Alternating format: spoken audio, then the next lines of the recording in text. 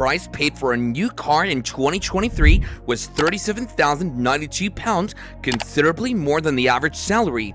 Can you imagine paying that much? And while a decade ago, that much money would have brought you something pretty exclusive, nowadays, it won't even get you an entry-level Volkswagen Passat. The definition of exclusive has definitely changed, hasn't it? So assuming you don't have ways to spend that much money on a new car, should you be focusing on those high-end cars, or are there still some new bargains out there? To find out, we've rounded up 3 of the cheapest new cars on sale. First up is the Dacia Sandero, which is the cheapest new vehicle in Britain if quadricycles like the Citroen Ami are taken out of the equation. Although it does rather well here, it really leads several European sales statistics. The most recent model of Sandero was available for as little as £7,995 when it was first introduced in 2021. The really basic and weak version is no longer available, and because of recent years of significant inflation, the beginning price has increased to £13,795.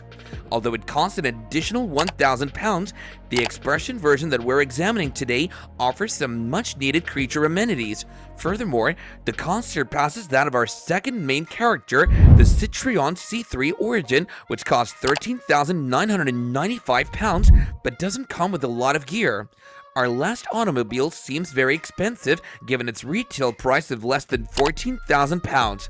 The Toyota Aygo X starts at £16,130, and the vehicle we have here is the £17,170 Edge variant, even if it isn't an exact replica of a trim that's now available for purchase. But long-term cost savings necessitate more than a quick check at certain brochure pricing. Now, let's get into the groove, shall we? It's hardly shocking that any of our competitors can travel at a comfortable 70 miles per hour for prolonged periods of time, considering that even the slowest can reach 98 miles per hour. With all the power of a garden slug, the Aygo X has the worst case of this issue. Its 5-speed manual gearbox, which the C3 and Sandero also have, requires you to shift down a gear, or sometimes even 2, and floor the accelerator pedal if you have to slow down to 60 miles per hour due to an approaching truck or traffic jam.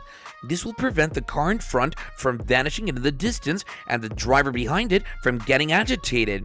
Although the C3 is somewhat faster than the Aygo X, it lacks a turbocharger to increase power, so you have to put a lot of effort into the 1.2-liter engine and transmission to keep up with traffic on the freeway.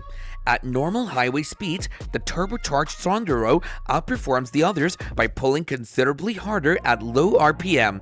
Yet, by today's standards, it's still far from nimble. On the freeway, all 3 of them are somewhat loud. While the C3 and Aygo produce a lot of wind noise, the 1-liter engines in the Sandero and Aygo X hum along at a leisurely pace. Though the differences aren't very great, the Aygo X is the noisiest overall, and the C3 is the quietest overall at a constant 70 miles per hour. What about the interior of these cars?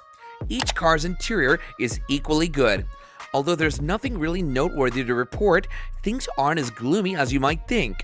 Although all 3 have a lot of harsh plastic, the Sandero's interior is brightened with fabric inserts on the doors and the dashboard. The automobile feels more expensive than its low price would imply when you add some chrome-etched air conditioning dials. When it comes to aesthetic attractiveness, the C3 isn't far behind. Everything from the gray material doorknobs to the Art Deco air vents has been made to be aesthetically pleasing. However, the C3 falls short in terms of material quality. The air conditioning controls lack effective dampening, and the plastic steering wheel feels quite cheap.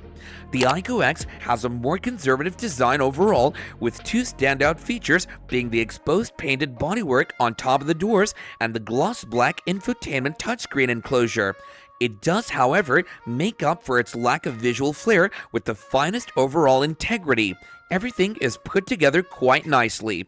In urban settings, the Aygo X maintains its controllability and firmness, while the Sandero more skillfully absorbs small defects.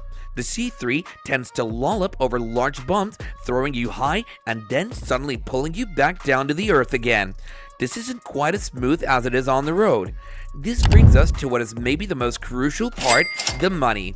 While there are many factors to take into account, let's start with the headline costs, as only a tiny percentage of customers will want to pay the entire amount up front. Despite the fact that our mystery shoppers were unable to negotiate any reduction on the £13,995 price, those who want to do so will pay the least on the C3. The issue is that you don't get a lot of equipment for the money. No reverse camera, rear parking sensors, rain sensing wipers, or automated headlights. Additionally, the C3 will actually cost you the most to buy over a 3-year period because it's the most expensive to repair and insure. It's true that a large percentage of purchasers will opt for a PCP financing arrangement, but you'll be paying a hefty £250 a month over 3 years due to a startling 19.9% APR rate and Citroen's lack of a deposit. That's supposing an initial deposit of £1,000 and an annual limit of 8,000 miles. Under the same conditions, the Sandero will set you back £221 per month, regardless of whether you choose the Expression or the Essential model. The Expression model comes with a £500 deposit from Dacia. It's a no-brainer since the Expression comes equipped with the 8-inch touchscreen infotainment system, keyless entry, automatic lights and wipers, and rear parking sensors. Even if you pay cash for the Sandero, it will end up being somewhat less expensive than the C3 over time because of a £244 discount and lower maintenance and insurance costs. The Igo X has higher PCP repayments, but those reduced fuel costs will also help. If you choose the Edge model, you'll pay £268 monthly, while the entry-level Pure model will only set you back £239. Although the Edge comes with metallic shades for an additional £590, the latter lacks rain-sensing wipers, front fog lights, and the attractive two-tone paint of our test car. It's still very equipped though, with a rear-view camera and adaptive cruise control. To be honest, this isn't a lineup of the best automobiles in the world when money is taken out of the picture. Since all the competitors are created within a budget, it makes sense that they all exhibit cost-cutting measures, which then gives you the most value for your comparatively tiny investment. The C3 isn't a great deal in any way. The Sandero or Igo X would be better options. While the Sandero offers more room, better performance, and lower monthly PCP payments, the Igo X responds with better driving dynamics, lower operating costs, and a more extensive array of safety features. Both are truly good vehicles with quite distinct characteristics.